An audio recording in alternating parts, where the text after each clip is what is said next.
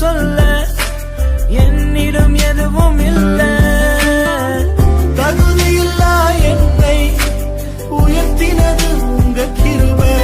உங்க கிருபை இல்லைனா நானும் இல்லை.